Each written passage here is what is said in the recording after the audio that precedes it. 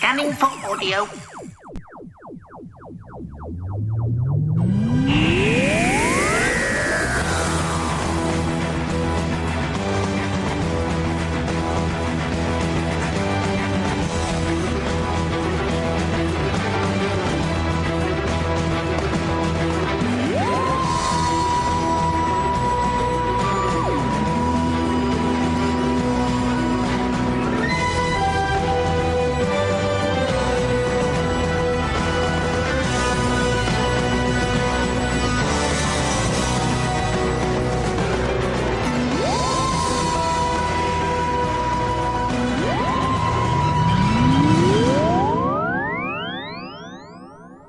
Hello and welcome to the Tin Dog Podcast number 75. This week I've been receiving a lot of emails about two, well, fairly connected things. The first one is, who do I think should play the 11th Doctor? Now, I'm just some bloke with an audio blog that happens to be reasonably popular. Well, let's face it, you're listening to it. But if you want to know my opinion, I still think Michael Sheen would make the best 11th Doctor we could possibly have. His acting range is fantastic. If you want proof of that, watch Underworld, followed by the BBC's Rome. That's Rome the documentary series, rather than the HBO special, where he plays Nero, and is just superb. He has the darkness that Tom Baker used to exude, and can turn on a sixpence like Troughton. He also has the youthful good looks that appear to be required for the role these days. Of course, you could just cast left of field and do some sort of fairly well-known but not too well-known, i.e. not Alan Davies, comedian. The other thing I've been emailed about, of course, is this week's Children in Need special. Well, I'm standing right here. Hello. Don't be stupid! Who are you? I'm the doctor. Doctor who? Just the doctor. Well, there can't be two of you. Where the hell have you been? Right then, don't worry. Stand back. What have we got here then? Hold on, who are you? I'm the Doctor. Simply the Doctor. The one, the only, and the best. Rosita, give me the sonic screwdriver. What? Now, quickly, get back to the TARDIS. What's the what? If you could stand back, sir, this is a job for a Time Lord. Job for a what, Lord? Oh, that's new. Hello, see!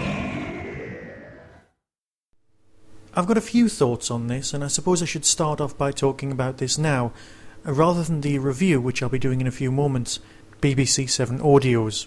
I'm assuming that most of you have seen the 2-minute Children in Need clip, basically the first 2 minutes of the Christmas special, everything that's pre-title, that will be with us sooner than you think. I mean, let's face it, it's kind of, 5 weeks till Christmas? That scared you, didn't it? I guess you'll be going shopping quite shortly. In all fairness, odd people have got all their shopping in. Have you got yours? Let's leave it there, and talk about Doctor Who just a little bit more. First off, as we know, the story is called The Next Doctor.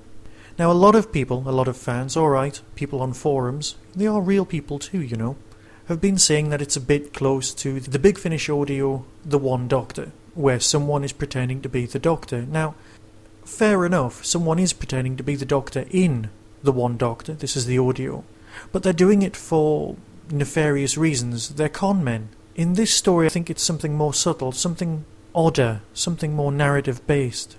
The guy could indeed be the 11th Doctor or the 12th or one of the Doctors to come, but some things are against that, and let's face it, we have only seen 2 minutes, so talking about it at any great length is really just conjecture. But let's face it, you're a Doctor Who fan, you want to talk about it, go on. First off, our Doctor, the 10th Doctor, arrives in what seems to be Victorian England, except it doesn't quite look like any of the other versions of Victorian England that you've seen anywhere else before, and I refer you back to episode 2 of the 2005 series. It's too clean, it's too bright, it's too kind of nice and sunny. And the snow for the first time in Doctor Who doesn't really look that much like snow, it really does look like something out of a foam machine. Now that could just be my eyes or whatever, so let's let that one go and say that it's not quite right. Whether it is snowing or whether it isn't snowing, we can just let that go. But it's the general look of the place, the cleanliness, the way that some people have longer hair, some things which are written on walls, all manage to conspire to give the feeling of a living museum rather than, say, genuine Victorian England. Not that, of course, I've been to genuine Victorian England. My own pet theories about Doctor Who and museums will be covered later on in a different podcast, Battlefield, which is coming up very, very shortly. But let's not get ahead of myself. I am leaning to thinking that this is more of a Doctor Who-based theme park. Yeah, that's probably me reading far too much into it. But when the companion, Rosita, starts screaming, and... I'm sorry, did you see her hair? It could be her real hair, just like Gwen's hair is her real hair and just happens to look like a wig. But it did look very much like a wig. The costumes are very, very clean. And the Cyber Wraith Spectre, or whatever it's called, thing that comes through the door, it looks like a man in a suit. Now, I know Doctor Who has a long tradition of aliens looking like men in suits, so, again, we can't read too much into it. But isn't it too clean? Isn't it too respectable? Then, of course, there's the 11th Doctor, who I'm calling the 11th Doctor. Whether he is or not, we'll find out in 5 weeks' time. He looks as though he's overacting. Now, this guy can act exceptionally well. So, like in Family of Blood, where Tennant had to pretend to be the Doctor, pretending to be a human, pretending to be a doctor, this was an actor pretending to be the Doctor, pretending to be the Doctor. So whether he is or not, we can come back to. It reminds me in many respects to an old audiovisual, where someone had gone mad and believed themselves to be the Doctor, and was acting just like him. Again, let's not use old plots. It could be a brand new story, and let's face it, it will be. It's the first time it's ever been used on screen, and I, for one, am really looking forward to it. There is the small things of the screwdriver. He asks his companion for the sonic screwdriver, what, as if he doesn't carry it himself, which is fair enough, it could happen. He declares himself to be a Time Lord to an almost stranger. He doesn't recognise the 10th Doctor, which I suppose the 5th Doctor didn't do. So there's definitely what I can only call a rabbit off somewhere. The one thing I do wonder about is, of course, that last word he says. Yeah, I'm not completely sure what that means. I believe it means let's go, but it's just odd. I'm sorry I keep fixating on that screwdriver, because it is, if you zoom in, just an ordinary screwdriver. It's not a sonic screwdriver. Oh, you see, have I spoilt things? I don't know. I'm just talking, I'm rambling, I'm talking about something you've seen. And if you did watch it, I hope we all give to children in need in some small way. If you haven't given to children in need just yet, there are links on the BBC site where, of course, you can see the trailer one more time. I am not alone. I am not alone. And now, a series of excerpts from the recent podcast of Just a Doctor Who New York Minute. Viewer discretion is advised.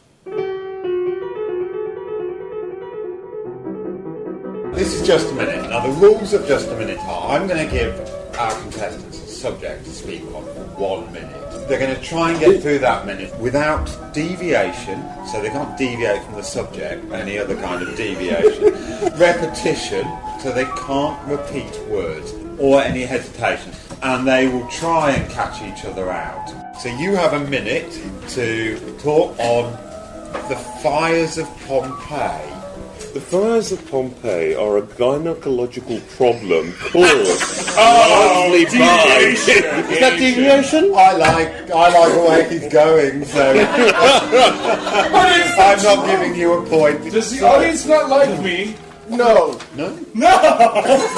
It's not just the audience, love. Your subject is that boardwalk trips up in episode 6 of The Keys of Mariners. How many seconds do we have? 8 seconds. Take you that long to say the time. Alright. String it out. No, you don't. How do you know? You don't remember. Yes, I do. That's deviation. Oh, That's shut up. totally deviation. Give me the sorting point. No, I was there. You have no way of knowing That's a this. fictional character. Yes. A repetition of problems. And a Okay, deviation. yes, that's true. There's no problem. There's no medical diagnosis. I'm sorry, I can't see you tonight because I've got to put ointment on my curse of the Daleks. To play devil's advocate for a moment, Yeah. if you were a Dalek, you might say that. But he's not. He's actually honestly human. He may look like that, Ross. That's the nicest thing you've ever said to me. You can find the full version of this and our future podcasts at www.dwny.org.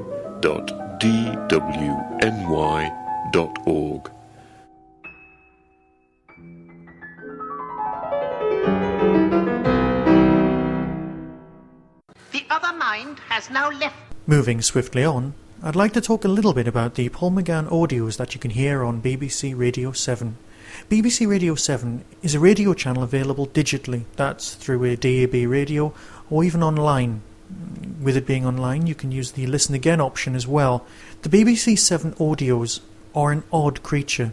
They started live last year, taking the 8th Doctor beyond the end of his time with the Big Finish standard range and into their own new range. They gave him a new companion, Lucie Miller, different at that point from Charlie, closer to Rose, but we'll discuss her in a moment, and took them on 8 new stories. Well, I say 8, it was actually 6 because 2 of the stories were two-parters.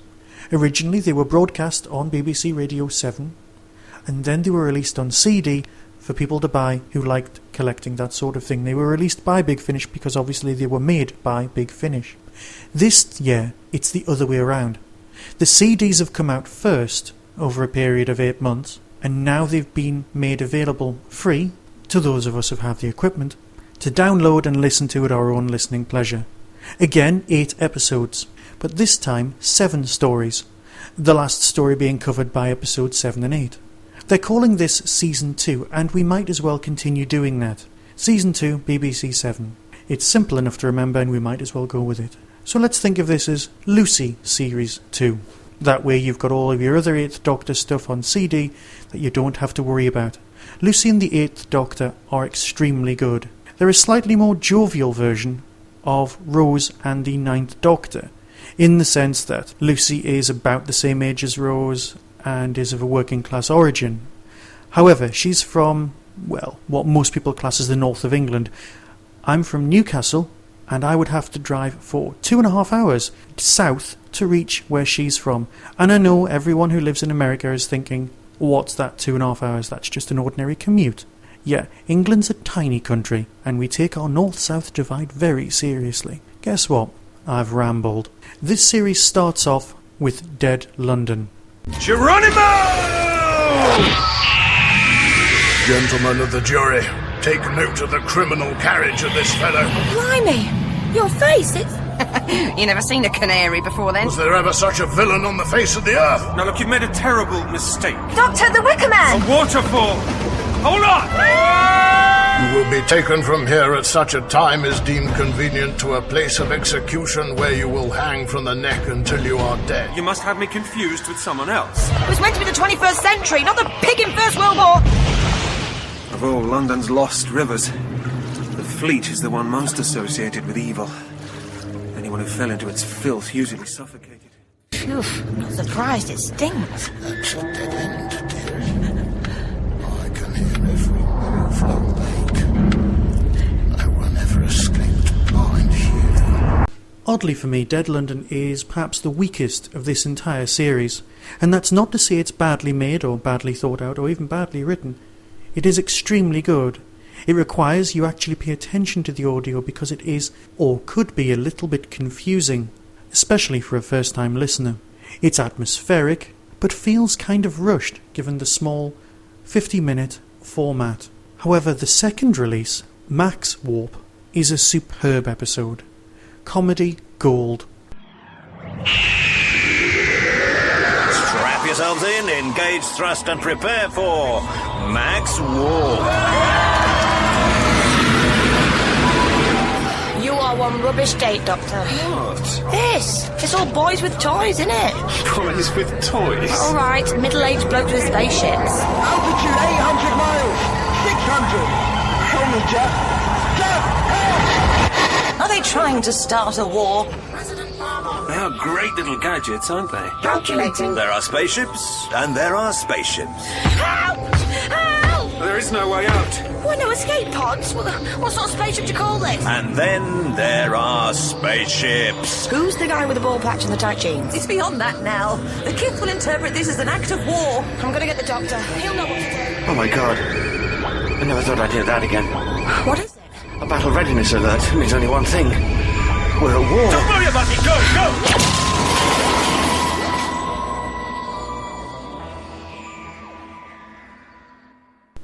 Now, for those of you who live in the UK or indeed around the world, may be familiar with the British TV programme Top Gear, where 3 rather overzealous and quite enthusiastic men talk about cars.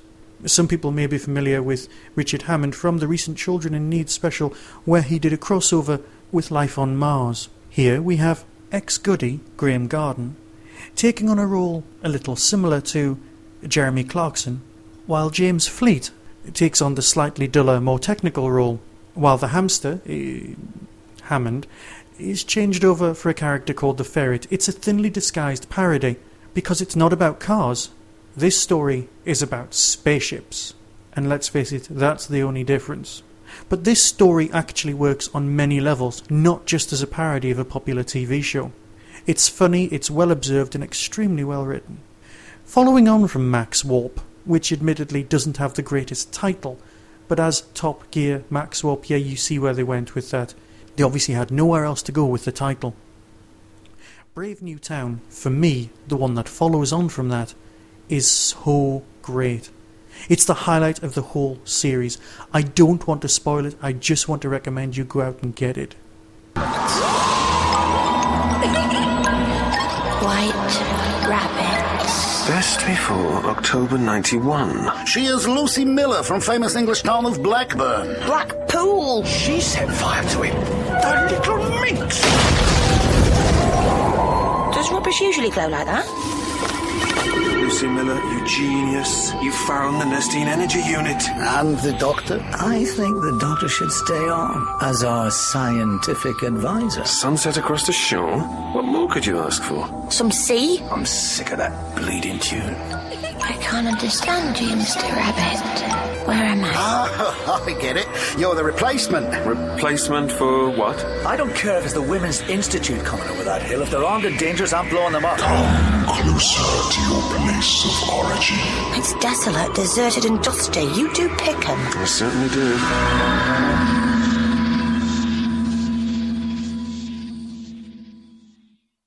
I don't want to tell you who the villains are. They are a recurring Doctor Who villain, and it has the feel of an old Avengers episode or even a Sapphire and Steel. Written down, the plot is quite simple, but to experience it as it's happening is extremely good. It's got some fantastic casting as well. Following on from that is episode 4. Now this is the Skull of Sobek. Light and darkness burning in one. Lead us not into perfection, for never and ever.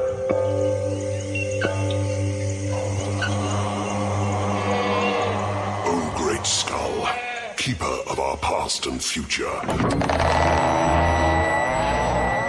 There are places where the universe comes close to perfection. Yeah, but nothing's that symmetrical. You don't have to do my eyebrows. Guide your world through this time of tumult. Absolute, your guests are a danger to the sanctuary. Accept this offering.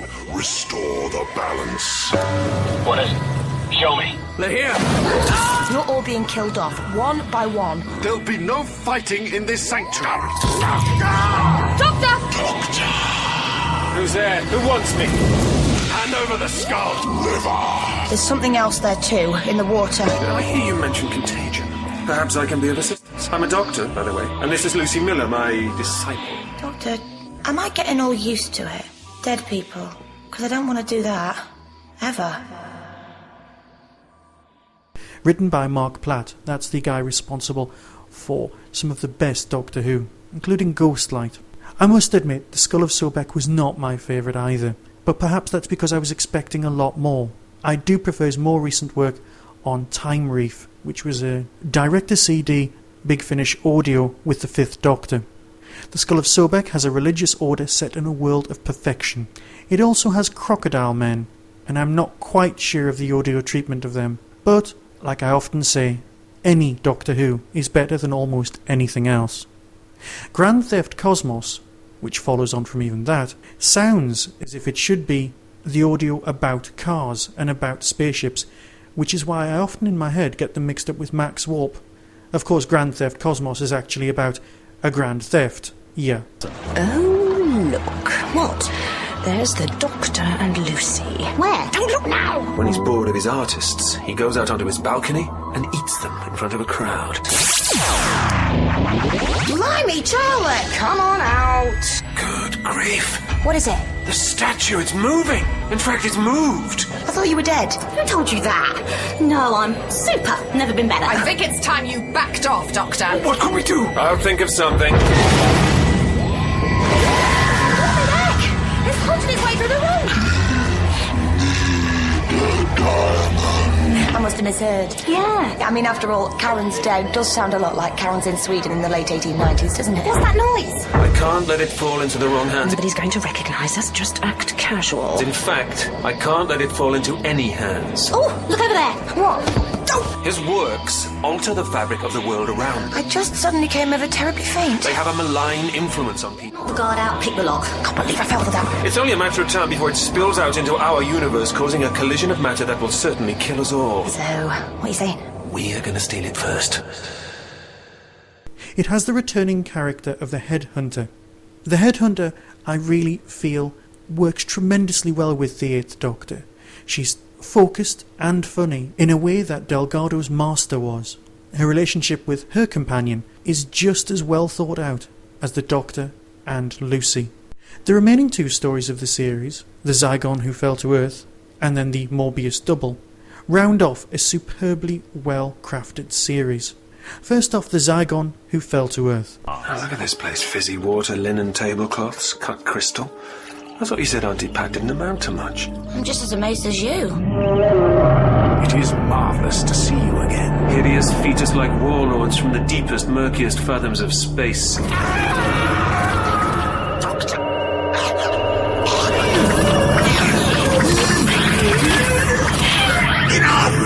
Why won't you die? Trevor! Yeah?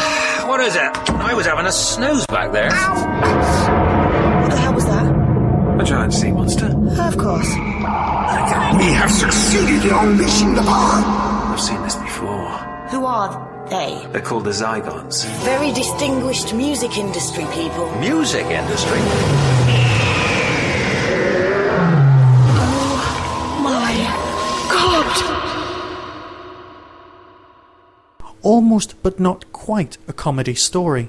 The Zygon Who Fell to Earth deals with a Zygon who has decided to go native to adapt themselves into human society. But it also deals with some of Lucie's backstory. Now, unlike the TV series, where we deal with the soap opera aspects of the characters' lives, especially Rose, we're dealing with some characters who happen to have been in Lucie's past, and also we happen to have met them while time travelling in the last series. It's more of an echo, a story arc. You don't need to have heard the first story, which, for those of you interested in finding out, was called The Horror of Glam Rock.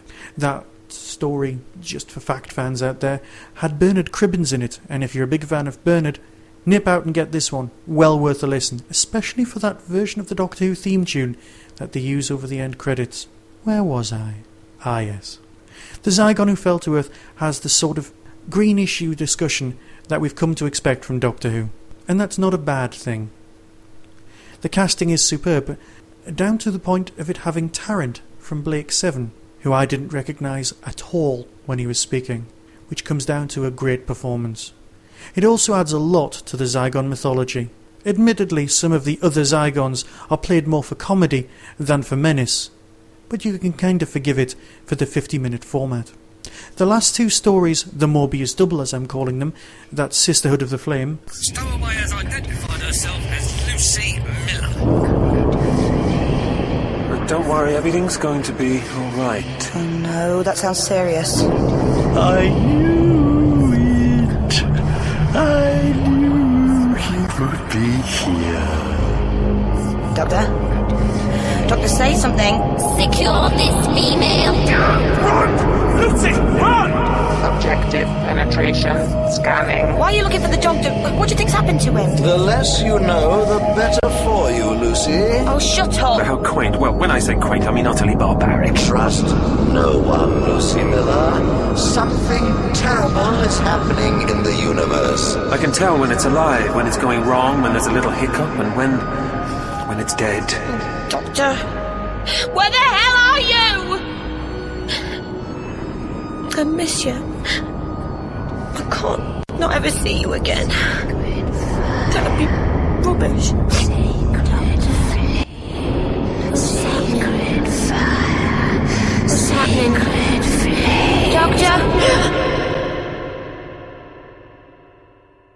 and the return of Morbius.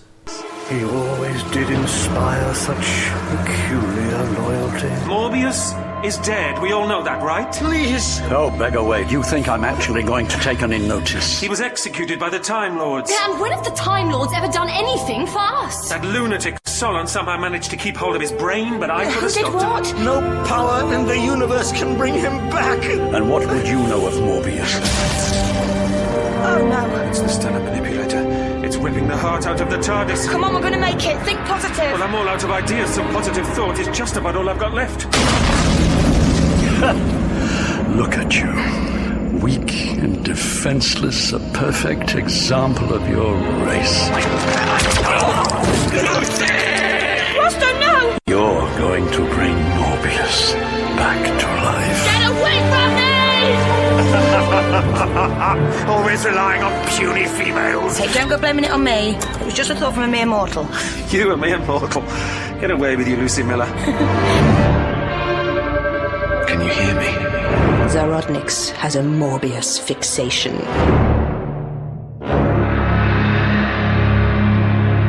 I am Morbius. Are a great pair of stories, coming in at the standard Big Finish 2-disc length. However, they were released individually, which kind of annoyed me. However, because they're separate events, these stories are very, very separate and can be listened to independently without it affecting the story too much. Morbius himself doesn't turn up until the second story. And the first story is a lot of investigation. Worthy of comment is the casting in this story. In fact, the casting for this entire series, with Art Malik appearing in The Skull of Sobek. The casting and the standard of acting is absolutely superb throughout this whole series. And I do suggest that if you are listening to these on BBC 7, you get all the way through the Morbius story and listen beyond the credits. Very important. Very, very important. We have heard that there will be a third series which has just been announced, with aliens like the Chronoids and a fantastic guest cast. I am so looking forward to this story because in the next year we're going to have a series of, well, a handful of specials on TV. Torchwood is going to last, a week? Sarah Jane Smith will be scattered throughout the year. That series has been commissioned. But we're going to be fairly thin on the ground for Doctor Who. If you feel the need to try something new for Doctor Who, try this. As a whole, this series was great. Well worth investing some time, especially considering that you can listen to them just using a PC. So until next time, when I'll be talking about Battlefield and the wonderful world of Merlin, I'll bid you adieu. Be seeing you.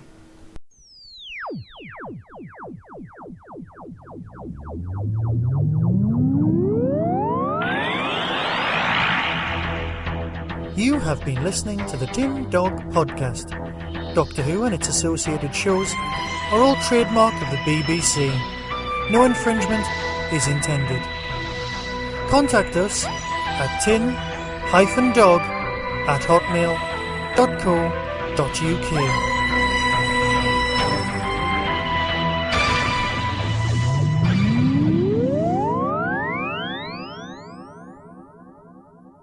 I used to be John Pertwee.